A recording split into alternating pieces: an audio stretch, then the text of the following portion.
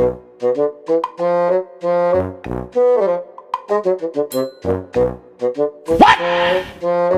Bruno, I think there is something wrong with Snowman.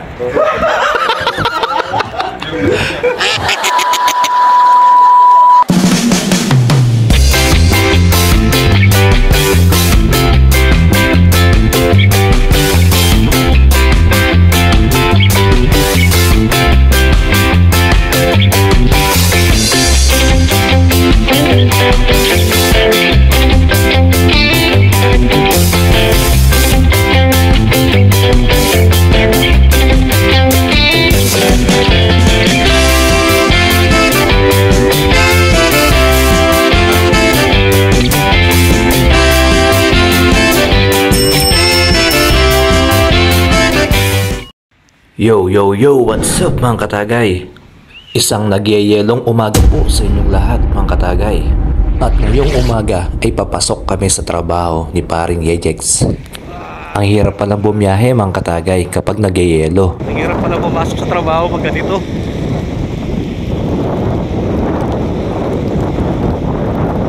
Maliban kasi sa sobrang lamig mga katagay, ay napakahirap din maglakad sa yelo. Overtake.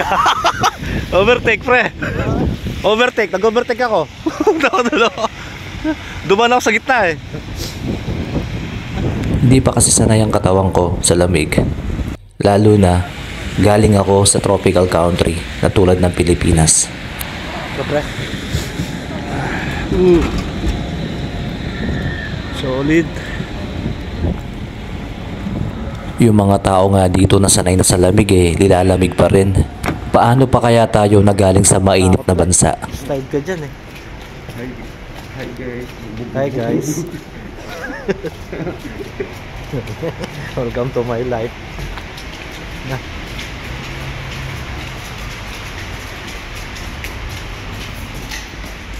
Nung bata ako, pinangarap ko na makapunta sa mga bansa na nag-snow. Sa awa ng Diyos nakapunta ako dito. Abang taas. At hindi ko naman inaasahan. At hanggang ngayon, hindi ako makapaniwala na makakapunta ako dito. Pero bakit kung nandito na ako sa bansa na may snow, ay napapaisip ako at napapatanong na pwede bang gawing halo-halo ang yelong ito? Kung pwede mga katagay, ay magninegosyo ako dito.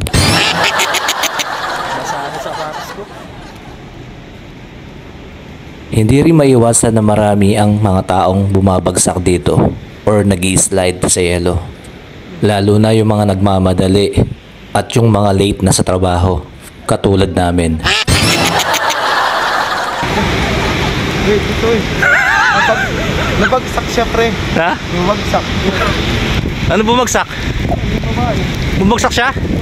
Nag-slide?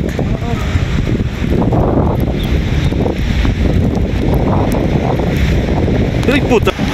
Ayun, muntik na rin akong bumagsak mga katagay.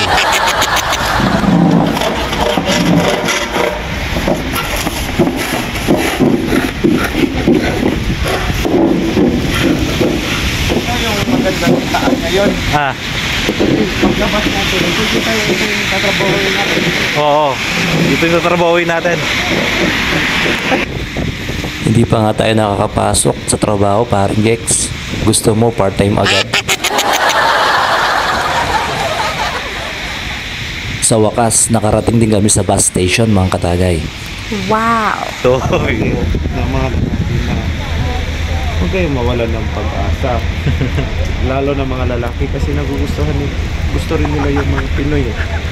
Tapos sinasabi nila Pilipino daw maliit yung titi. walang yan, di pwede. Gunggong! Barinig kita sa mukha eh! Huwag sila mag-discourage pre. Kasi gusto nila yung mga Pinoy yun. Hi girls, welcome to my life. Sana all. Naku po, patay ka na sa miss mo niyan. Sa sobrang enjoy namin sa kwentuhan, ay muntik na kami maiwan ng bus. Sa harap lang. Bakit? Munti ka na ako mas doon. Muntik rin palang mag-slide si parang Jex.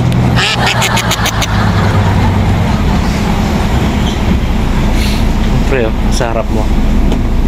Yung mukha ni Angelina Jolie.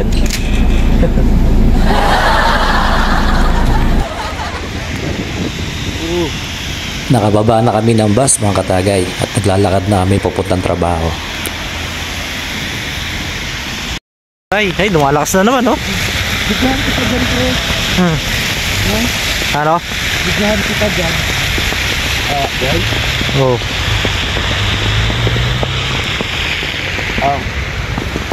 Dito, nakatayo ka guys, may interviewhan tayong mga lokal. Oo.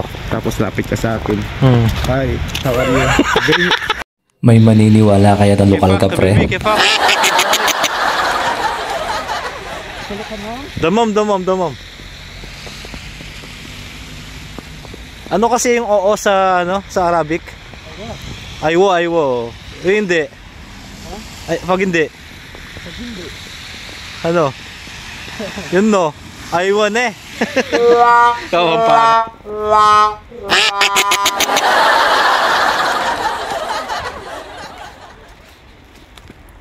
At sa wakas, nakarating din kami sa trabaho mga katagay.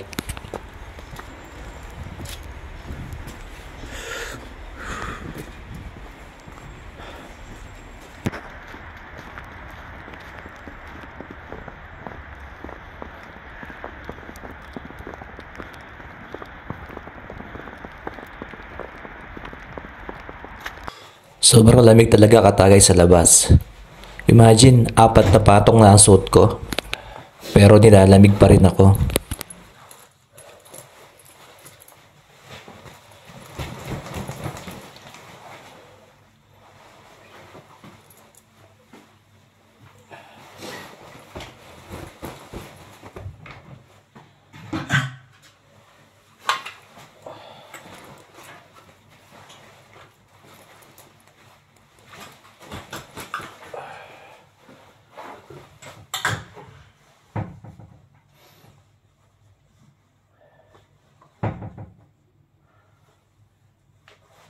Tara na mga katagay sa loob ng bistro at nang makapagkape muna tayo.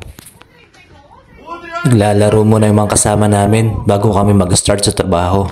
Pinapanood ko sila habang nagkakape.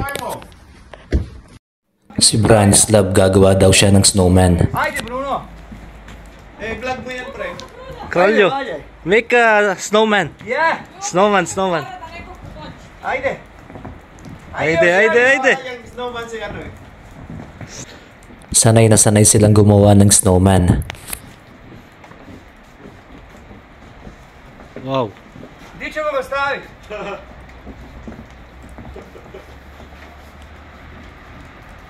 Kaj? Da? Evo ga, druga. Gotovo. Wow. Ang galing nilang maglaro ng yelo. Samantalang dyan sa Pinas ay putik lang nilalaro ko.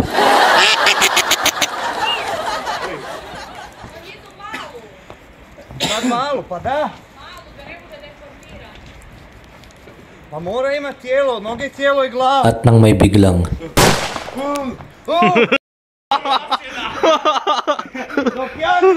may nambato ng yelo.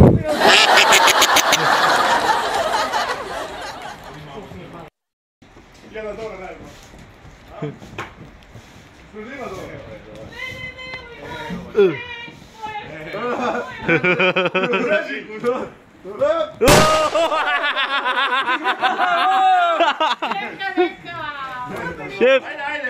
Si Chef Jorge pala sa larin.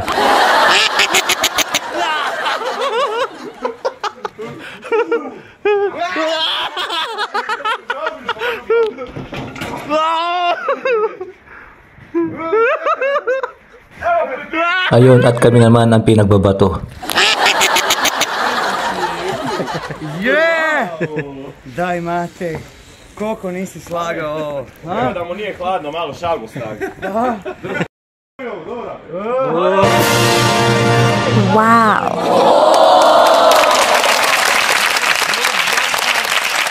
Nice, my friend. Nice. nice, huh? Yeah, and just he has jacket, of course. Yeah, With button. buttons of jacket. Ako. Finish. Mga katagay, ayan na ang finished product ng snowman ni Franz Love.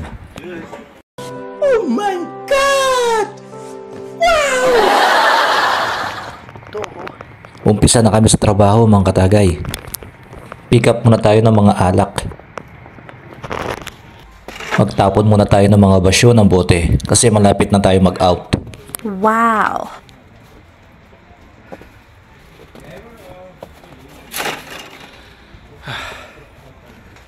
Kahit pagod na si katagay, nakuha pang ngumiti. Pinoy kasi tayo eh.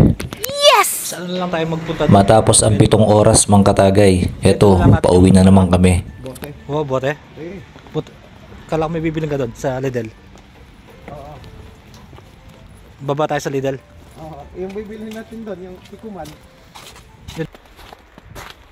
Si katagay oh, parang cool na cool lang kahit pagod sa trabaho.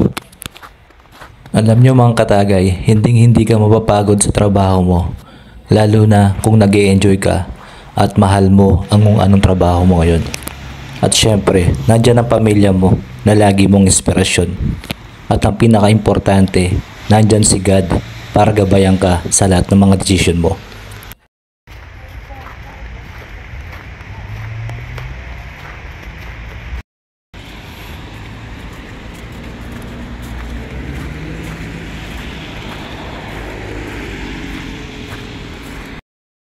Maraming salamat mga katagay sa pagsama nyo ngayong araw na ito. At shoutout po sa lahat ng mga OFW na katulad ko. Kung nasaan man sulok tayo ng mundo ngayon mga katagay, mag-ingat po tayong lahat. At hanggang sa susunod na video, ako si Reggie de la Peña, ang inyong Pinoy bartender. Okay, let's go.